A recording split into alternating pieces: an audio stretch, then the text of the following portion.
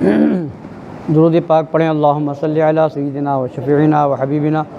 و مولانا محمد معدن الجود والکرم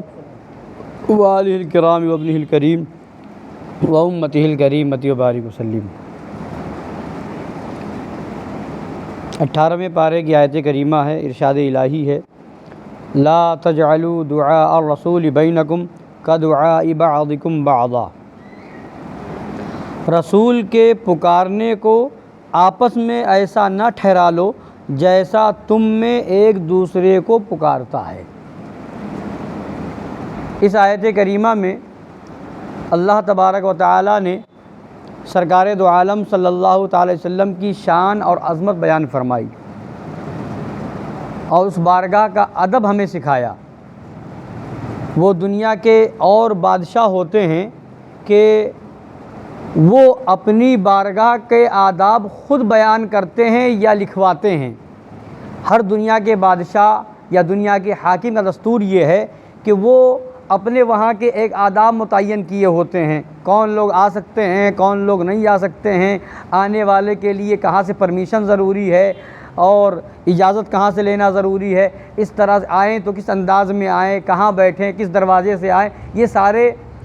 حاکموں کے وہاں اور بادشاہوں کے وہاں دستور ہوتے ہیں، تو یہ ان کے اپنے بنائے ہوئے ہوتے ہیں۔ مگر ہمارے آقا صلی اللہ تعالیٰ علیہ وآلہ وسلم کی شان یہ ہے کہ نبی کی بارگاہ میں کیسے بیٹھنا ہے، نبی کی بارگاہ میں کیسے بولنا ہے، آواز اونچی نہ ہونے پائے، نبی کی بارگاہ میں آپس میں جیسے بات کرتے ہو ویسے بات نہ کرو، اس طرح کی باتیں یہ کون بیان کر رہا ہے؟ نبی نہیں بتا رہے ہیں، اللہ تبارک و تعالیٰ یہ عظمت بیان فرما رہا ہے۔ اللہ تعالیٰ اس بارگاہ کے آداب کو بتا رہا ہے، اسی لیے فرمایا گیا ادب گاہیست زیر آسماں از عرش نازک تر،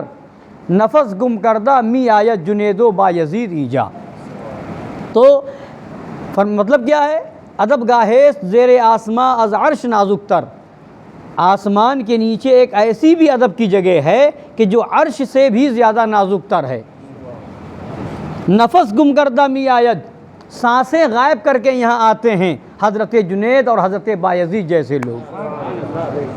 تو اللہ فرماتا ہے لا تجعلوا دعاء الرسول بینکم کدعاء بعضکم بعضا، رسول کے پکارنے کو آپس میں ایسا نہ ٹھہرا لو جیسا تم میں ایک دوسرے کو پکارتا ہے۔ اس کا کئی مطلب ہے، اس کے مطلب کئی ہیں۔ ایک مطلب یہ ہے رسول کے پکارنے کو مطلب یعنی رسول کو ایسے نہ پکارو جیسے آپس میں ایک دوسرے کو پکارتے ہو، رسول کو ایسے نہ پکارو جیسے آپس میں ایک دوسرے کو پکارتے ہو کہ کسی کو بلا رہے ہیں تو عبد الرحمن ہے تو عبد الرحمن کہہ کر کے بلا لیا، عبد الرحیم ہے تو عبد الرحیم کہہ کر کے پکار لیا، یا جو بھی جس کا نام ہے اس کا نام لے کر کے اس کو پکار لیا۔ تو یہ آپس میں جیسے ایک دوسرے کو پکارتے ہو ویسے نبی کو نہ پکارو، اس لیے کہ وہ تمہاری طرح نہیں ہے اور تم ان کی طرح نہیں ہو، اس لیے جب نبی کو پکارنا ہو تو نام لے کر کے نہ پکارو جیسے آپس میں ایک دوسرے کو پکارتے ہو، بلکہ نبی کو پکارنا ہو تو یا رسول اللہ کہہ کر کے پکارو، یا نبی اللہ کہہ کر کے پکارو، یا خیر خلق اللہ کہہ کر کے پکارو، یا قاسم رزق اللہ کہہ کر کے پکارو، یا نورم من نور اللہ کہہ کر کے پکارو۔ جو سرکار کے اسماء طیبہ ہیں، جو صفاتی نام ہیں، جو القاب مبارکہ ہیں، ان القاب سے، ان اوصاف حمیدہ سے سرکار کو یاد کرو، اس طریقے سے پکارو، نام لے کر کے نہیں پکار سکتے۔ ایک مطلب تو یہ ہے اس آیت کریمہ کا۔ ایک مطلب یہ ہے کہ نبی کے پکارنے کو ویسے نہ بناؤ جیسے آپس میں ایک دوسرے کے پکارنے کو بناتے ہو، مطلب نبی اگر پکاریں تو اس کو ایسا نہ سمجھو جیسے ہم ایک دوسرے کو پکار لیتے ہیں، کسی نے ہمیں آواز دی، کسی نے ہم کو آواز دی تو ہم چاہیں تو جائیں نہ جائیں، اس کی بات سنیں نہ سنیں، تو جیسے آپس میں ایک دوسرے کے پکارنے کو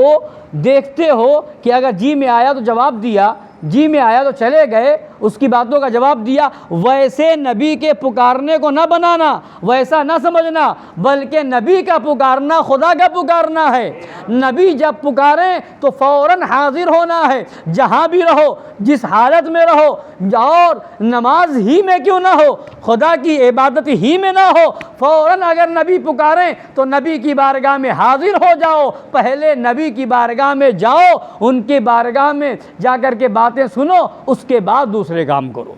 تو جیسے آپس میں ایک دوسرے کے پکارنے کو بناتے سمجھتے ہو کہ جواب دینا ضروری ہے یا نہیں، ویسے نبی کا پکارنا نہیں ہے، اس لیے کہ نہ ہم نبی کی طرح ہیں اور نہ نبی ہماری طرح ہے۔ سب سے اعلیٰ و اولیٰ ہمارا نبی، سب سے بالا و والا ہمارا نبی۔ اب آگے سنیے، دو مطلب ہو گئے، ایک تو یہ کہ نبی کو ویسے نہ پکارو جیسے آپس میں دوسرے کو پکارتے ہو، ایک مطلب یہ ہے کہ نبی کے پکارنے کو ویسے نہ سمجھو جیسے آپس میں ایک دوسرے کے پکارنے کو سمجھتے ہو، اور ایک مطلب یہ ہے لا تجعلوا دعاء الرسول۔ اگر دعا، لفظ دعا عربی ہے، اگر لفظ دعا کا ترجمہ نہ کیا جائے، اردو میں پکارنا نہ کیا جائے، تو یوں کیا ترجمہ ہو کہ رسول کی دعا کو ایسا نہ ٹھہرا لو جیسا تم میں ایک دوسرے کی دعا کو ٹھہراتا ہے، یعنی نبی کی دعا ویسی نہیں ہے جیسے تمہاری دعا ہے۔ ہم اور آپ دعا کریں تو قبول ہو نہ قبول ہونا ضروری نہیں ہے، اللہ چاہے گا تو قبول فرمائے گا، چاہے گا تو قبول نہیں فرمائے گا، مگر نبی کی دعا کو ایسے مت سمجھنا جیسے ہماری دعا تمہاری دعا ہوتی ہے، بلکہ نبی وہ ہیں کہ نبی جب دعا کر دیتے ہیں تو وہ دعا قبول ہوتی ہے، خدا بھی کی بارگاہ میں مقبول ہوتی ہے۔ اجابت کا سہرا، عنایت کا جوڑا، دلہن بن کے نکلی دعائے محمد صلی اللہ علیہ وسلم، اجابت نے جھک کے گلے سے لگایا بڑی ناز سے جب دعائے محمد صلی اللہ علیہ وسلم۔ تو ہماری دعا اور آپ کی دعا وہ ہے کہ قبول ہو نہ ہو، یہ دونوں چیزیں ہیں، مگر نبی جو دعا کرتے ہیں وہ قبول ہوتی ہے۔ حضرت ابراہیم علیہ نبی جینا علیہ الصلوۃ والتسلیم نے قوم لوط کے بارے میں دعا کرنا چاہا کہ عذاب ٹل جائے، عذاب نہ آئے، تو اللہ تعالیٰ نے فرمایا یا ابراہیم اعرض عن ھذا، اے ابراہیم اس معاملے سے آپ اعراض کیجئے، اس معاملے میں دعا مت کیجئے۔ وہ دعا کرنا چاہ رہے تھے، اللہ نے روک دیا، دعا نہ کیجئے اس معاملے میں، میرا معاملہ اس معاملے میں، میرا حکم محکم ہو چکا ہے اور یہ عذاب آ کے رہے گا، ٹلے گا نہیں، میری طرف سے یہ قضائے مبرم میں سے ہے، یہ ٹلنے والی چیز نہیں ہے۔ تو جو چیز اللہ کی بارگاہ میں مشیت الہی میں ہونا ضروری ہو جاتی ہے، وہ ان چیزوں کے بارے میں اگر انبیاء کرام دعا کرنا بھی چاہتے ہیں تو اللہ روک دیتا ہے کہ اس معاملے میں دعا نہ کیجیے، اور اس میں ان کی کوئی قصر شان نہیں ہے بلکہ ان کا مرتبہ بیان ہو رہا ہے۔ اللہ روک دیتا ہے، اے محبوب، اے میرے پیارے نبی، تمہاری دعا ہے، کسی عام آدمی کی دعا نہیں ہے، میری مشیت کو گوارا نہیں کہ تم دعا کرو اور دعا قبول نہ کروں، لہٰذا پہلے ہی روک دیا جاتا ہے، اس معاملے میں دعا نہ کریں۔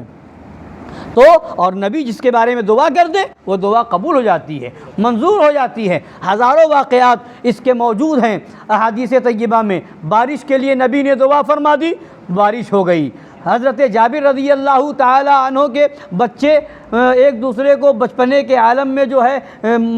باتوں میں جو ہے قتل کر دیا، تو نبی نے دعا فرمائی تو حضرت جابر کی دونوں شہزادے زندہ ہو گئے۔ اور تو جو نبی نے دعا فرمائی، بلکہ نبی پاک صلی اللہ علیہ وسلم جو فرما دیتے ہیں وہ ہو جایا کرتا ہے، جو نبی فرما دیتے ہیں وہ ہو جایا کرتا ہے۔ تو اس کے لیے تو آپ سنتے رہتے ہیں، چاند کے 2 ٹکڑے، اشارہ کیا جو 2 ٹکڑے ہو گیا، اشارہ کیا ڈوبا ہوا سورج واپس آ گیا، درخت کی ٹہنی نکال کر کے دے دی تو تلوار کا کام کرنے لگی، درخت کو اشارہ کیا تو وہ بارگاہ میں حاضر ہو گیا۔ تو ہزاروں واقعات اس کے موجود ہیں۔ تو نبی جس کے لیے دعا فرما دیتے ہیں وہ دعا قبول ہو ہی جاتی ہے۔ تو نبی کی دعا کو ویسے نہ سمجھو جیسے اپنی دعا کو سمجھتے ہو۔